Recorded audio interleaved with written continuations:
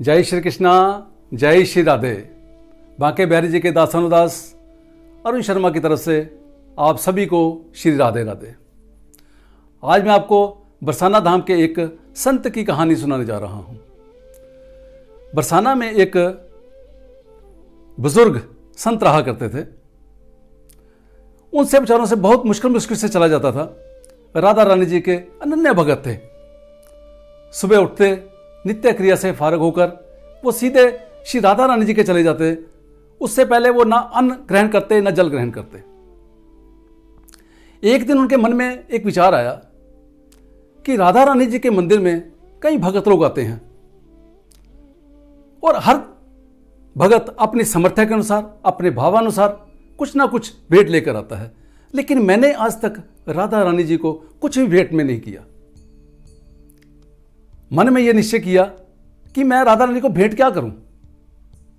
वापस दर्शन करके नीचे आए, अपनी उस कुटिया में गए, सोचने लगे। लेकिन उनके मन में एक आया कि क्यों ना मैं राधा रानी को एक लहंगा चोली लेके दूं। अगले दिन सुबह उठे, जो नित्य क्रिया थी वो की उन्होंने और मार्केट गए। वहां से वो लहंगा चोली लेकर आए और लहंगा चोली लेकर नीचे से उन्होंने अरदास की कि हे राधा रानी, मैं तेरे लिए लेके तो आ रहा हूं, मुझे समझ कुछ नहीं है, लेकिन मेरे इस प्यारी भेंट को स्वीकार करना। जैसे ही बाबा जी नीचे से सीढ़ी पर चढ़ने लगे तो उनके पास एक छोटी सी लड़की लगभग 5-6 साल की वो आई। कहती, बाबा आज मुझे आप बहुत खुश नजर आ रहे हैं। बाबा ने कहा, हाँ लाली, आज मैं बहुत खुश हूं। तो उस कन्या ने कहा, बाबा क्यों? तो बाबा ने जवाब दिया कि लाली, आज मैं अपनी राधा रानी के लिए ना एक छोटी सी भेंट लेके आया हूं, वो भेंट अर्पण करने जा रहा हूं। तो लड़की बोली कि बाबा अगर ऐसी बात है तो मुझे भेंट दिखा दो। बाबा ने कहा, भाई मैं भेंट नहीं दिखाऊंगा, वो भेंट तो सिर्फ मेरी श्री जी के लिए है, मैंने उन्हीं को अर्पण करना है। वो लड़की जिद करने लग गई, कहती, बाबा मुझे वो भेंट दिखाओ पहले। आखिरकार बाबा मान गए। बाबा ने कहा, ये मैं भेंट लहंगा चोली है, ये राधा रानी के लिए लेके जा रहा हूं। वो लड़की बोली कि बाबा ये तो बहुत सुंदर है, ये मुझे दे दो। बाबा कहता, लाली ये तेरे लिए नहीं है, ये मैं राधा रानी के लिए लेके जा रहा हूं, तुझे कैसे दे सकता हूं? वो लड़की बोली, राधा रानी के पास तो बहुत है लहंगा चोली, उसके पास तो बहुत भगतजन देके आते हैं, लेकिन मेरे पास नहीं है। बाबा ये मुझे वापस कर दो, मुझे दे दो। बाबा ने कहा, लाली ये ऐसा नहीं हो सकता, ये मैंने भेंट अपनी राधा रानी के लिए ली है और उन्हीं को ही दूंगा। दोनों आपस में बातें कर रहे थे।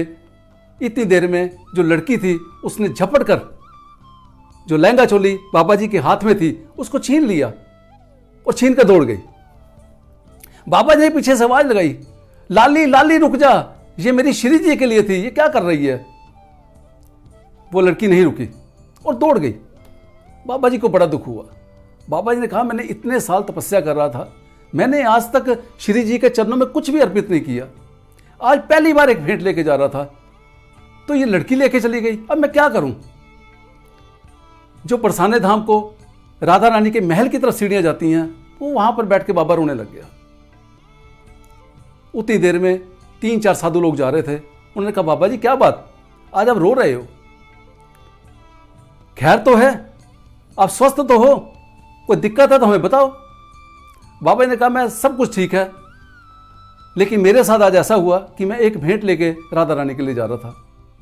एक छोटी सी लाली आई, वो मेरे हाथ से लहंगा चोली खींच के चली गई है और वो मैंने श्री जी के चरणों में अर्पित करनी थी, अब मैं क्या करूं?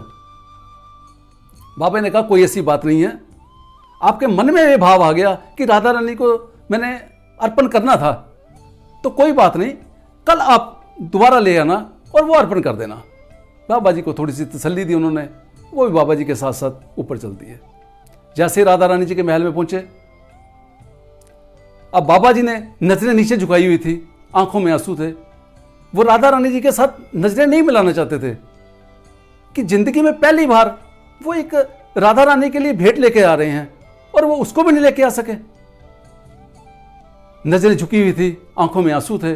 जो साथ में 3-4 जो बाबा गए थे साथ में, उन्होंने देखा राधा रानी आज बहुत सुंदर लग रही हैं, अति सुंदर। उन्होंने बाबा जी को बोला, बाबा जी आप राधा रानी जी का रूप देखो, कितना सुंदर लग रहा है। बाबा ने आंखें नहीं उठाई, सिर नीचे झुका के रखा। दूसरे जो साधु थे उन्होंने बोला, बाबा आज तो राधा रानी ने जो पोशाक धारण कर रखी है उसका तो वर्णन ही नहीं मैं कर सकता, बाबा जी आप भी देखो। आखिरकार बाबा जी को बोला गया कि आप एक बार दर्शन तो कर लो राधा रानी के। जब जैसे ही बाबा जी ने राधा रानी की तरफ देखा तो जो पोशाक वो लड़की छीन के लेके गई थी वही पोशाक मेरी राधा रानी ने धारण कर रखी थी। यह देखकर बाबा की आंखों में आंसू आ गए। बाबा ये कहने लगा कि ये क्या ऐसा चमत्कार हो गया। बाबा रोते रोते राधा रानी जी के चरणों में गिर गया। कहते हैं कि जब भक्त अपनी अंतरात्मा से उस परमात्मा से बात करता है तो उस परमात्मा की तरफ से भी आवाज आती है। कहते हैं कि उस श्री विग्रह से आवाज आई कि बाबा जो आप मेरे लिए आज भेंट लेके आ रहे थे, वो जिस भाव से जिस श्रद्धा से लेकर आ रहे थे, मैं उस भेंट को स्वीकार करने के लिए इतनी उतावलेपन में हो गई थी कि जिस समय आपने पहली सीढ़ी पर पांव रखा, मुझे पता है कि आप बुजुर्ग हो चुके हो, आप अभी आस्ता आस्ता हो गए, मैं आपकी प्रतीक्षा नहीं कर सकती थी। जितनी देर आपने नीचे सीढ़ी से ऊपर तक आना था, इतनी देर मेरे से प्रतीक्षा का एक एक क्षण मेरे लिए मुश्किल हो चुका था। मैं इसीलिए आपसे भेंट लेने के लिए खुद निचली सीढ़ी पर आ गई और आपसे वो भेंट स्वीकार की। भक्तों, जो भी हम परमात्मा के निमित्त करते हैं उसमें एक श्रद्धा होनी चाहिए, उसमें एक भाव होना चाहिए।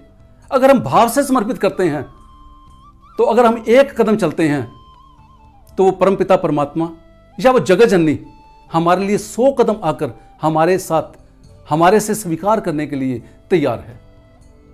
इसलिए भक्तों, जो भी परमात्मा के निमित्त किया जाए उसको श्रद्धा से भाव से हमेशा करना चाहिए, कभी भावना रहित या श्रद्धा रहित नहीं करना चाहिए। अगर आपको मेरी ये वीडियो पसंद आई है, प्लीज़ इसको लाइक कीजिए, शेयर कीजिए और चैनल को सब्सक्राइब कीजिए। जय श्री कृष्णा, जय श्री राधे।